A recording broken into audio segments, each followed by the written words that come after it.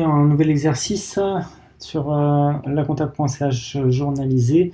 Il faut au préalable créer un compte, donc ce que vous pouvez faire en cliquant simplement sur Login. Vous avez certainement pas encore de compte, donc ce que vous devez faire, vous devez cliquer sur Créer un compte, renseigner votre prénom, nom, adresse email du DIP, donc c'est une adresse qui se termine par @edu.ge.ch, un mot de passe de minimum 6 caractères, introduit 2 fois, vous validez. Une fois que vous avez validé, vous recevez un email sur votre messagerie Edu. Il suffit simplement de cliquer sur le lien et ce lien va permettre d'activer votre compte. Une fois que vous avez activé votre compte, vous pouvez tout simplement cliquer sur le login que vous avez en haut à droite sur la fenêtre. Donc ce que je vais faire immédiatement, voilà, login, et puis vous indiquez votre messagerie, donc que vous avez renseigné juste avant, et puis votre mot de passe. Voilà. Une fois que vous avez fait ça, vous arrivez sur la page où vous avez les exercices que vous avez faits. Donc pour vous, cette page sera vide. Pour moi, elle contient déjà les exercices que j'ai créés. Donc pour créer un exercice, il faudra simplement appuyer sur le petit plus ici. Quelques indications, vous avez ici sous le point d'interrogation quelques petits modes d'emploi, notamment ce qui peut éventuellement vous intéresser, c'est les mises en forme spéciales qui permettent par exemple dans les énoncés de faire des listes à puces. Pour le reste, je vous laisse découvrir. Donc cliquez sur plus, ça vous permet de créer un exercice. Donc l'exercice, voilà, je peux le nommer par exemple test. Je vais le mettre dans un chapitre. En principe, ces chapitres correspondent à nos plans d'études. Si éventuellement vous avez envie de rajouter un chapitre, envoyez-moi juste un petit mail. Et puis moi, je peux créer un chapitre selon vos souhaits. Difficulté, c'est juste indicatif pour les élèves. Et puis ensuite, une consigne. Voilà, veuillez journaliser les opérations suivantes concernant une entreprise, par exemple une entreprise d'impression.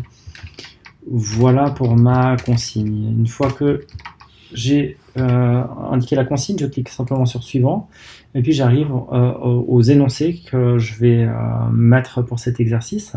Donc je peux mettre autant d'énoncés que je veux en cliquant sur le petit plus, en supprimer éventuellement.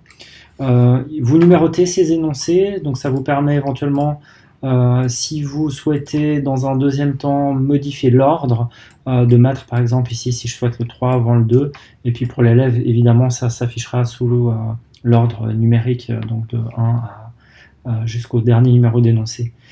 Voilà.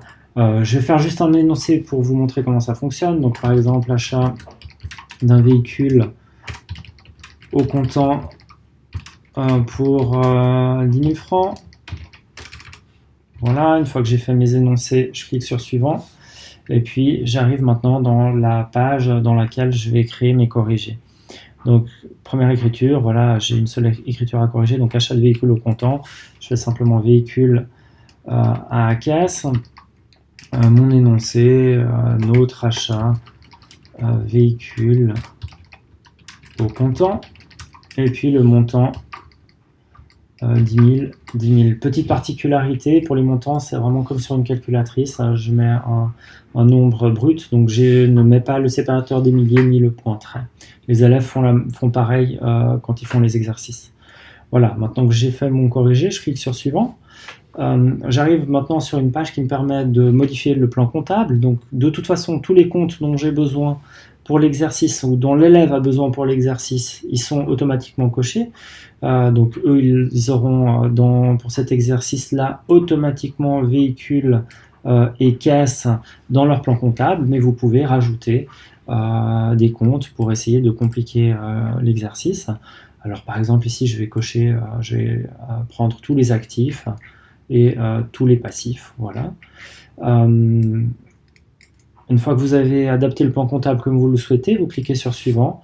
Vous arrivez sur une page qui vous permet simplement de contrôler votre exercice. Donc vous avez les énoncés ici, corriger ici. Si tout convient, vous cliquez sur terminer. À tout moment, si quelque chose ne convient pas, vous pouvez cliquer sur précédent, revenir en arrière, par exemple adapter le plan comptable. Donc là, je vais remettre ce que je souhaitais.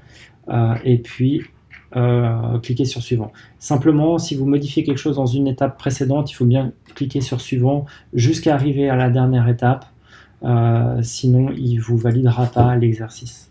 Une fois que vous cliquez sur terminer, votre exercice apparaît ici dans la liste des exercices que vous avez. Donc vous pouvez éventuellement modifier l'une des étapes comme vous le souhaitez. Donc je pourrais modifier par exemple les énoncés. Et de nouveau, si je fais une modification, cliquez bien sur suivant pour passer toutes les étapes. Vous pouvez également vérifier si l'exercice correspond à ce que vous souhaitez. Donc c'est la vue que l'élève aura de l'exercice. Donc ici, par exemple, mon exercice avec la consigne, vous pouvez vérifier que le plan comptable correspond bien à ce que vous souhaitez. Donc ici, j'ai bien tous mes actifs, tous mes passifs, etc., etc. Si tout convient, il vous suffit maintenant de cliquer sur Publication et l'exercice est accessible sur le site pour les élèves. Si vous souhaitez supprimer l'exercice, cliquez sur la petite croix. Par contre, la suppression est définitive. Voilà.